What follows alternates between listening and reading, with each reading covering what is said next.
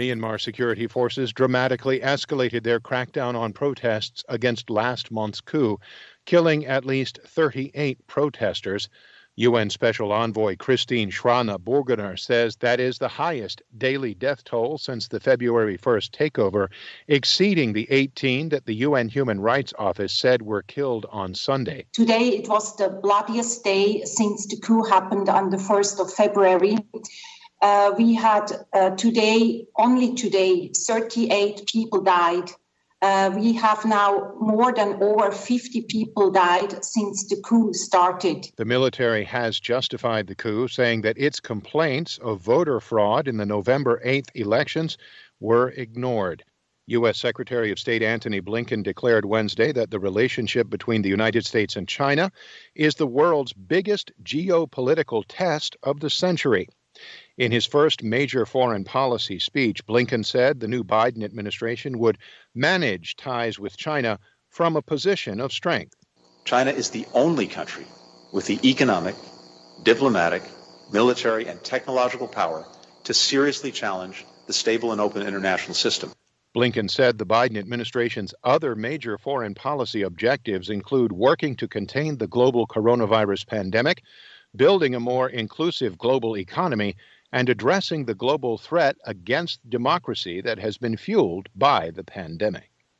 A down day on Wall Street with all three major indices closing in negative territory. The Dow Jones Industrials dropped 0.39%, the S&P 500 lost 1.31%, and the Nasdaq fell by 2.7%. President Biden is calling out to Republican governors who have relaxed mask mandates and other virus restrictions. AP's Sagar Meghani has more. The president says the nation's on the cusp of fundamentally changing the pandemic's nature. The last thing we need is Neanderthal thinking. Saying he hopes everyone has realized by now masks make a difference. It's critical.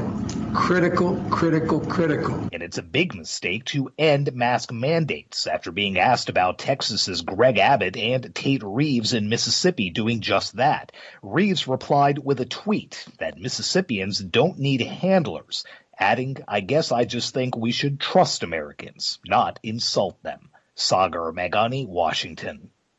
Concerns about abortion-related products are prompting some Catholic bishops to warn about a coronavirus vaccine. AP's Walter Ratliff reports. Church leaders in New Orleans and St. Louis are advising Catholics that the COVID-19 vaccine from Johnson & Johnson is morally compromised because it's produced using cell lines developed from aborted fetuses. The U.S. Conference of Catholic Bishops' Committees on Doctrine and Abortion Issues also issued a statement reiterating the concerns. Johnson & Johnson said in a statement that no fetal tissue is used in the vaccine, but did not dispute claims that the vaccine was developed using an abortion-derived cell line.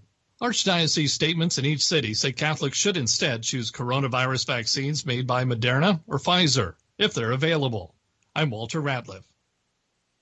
A majority of Japanese people are opposed to holding the Tokyo Olympic Games this year due to concerns over the global health crisis. As Reuters' Brian Wood reports, that's according to a Yomiuri Daily poll released on Wednesday. While 70% of those surveyed said they were at least somewhat interested in the Summer Games, Yomiuri found that 58% were against holding the event this year. If the games were to go on, over 90% said the crowd should be kept to a minimum or not allowed at all. The poll was conducted between mid-January through February, when much of the country remained under a state of emergency. A Reuters poll last month showed nearly two-thirds of Japanese companies also oppose holding the games this year, a shift from the last survey, which showed most in favor.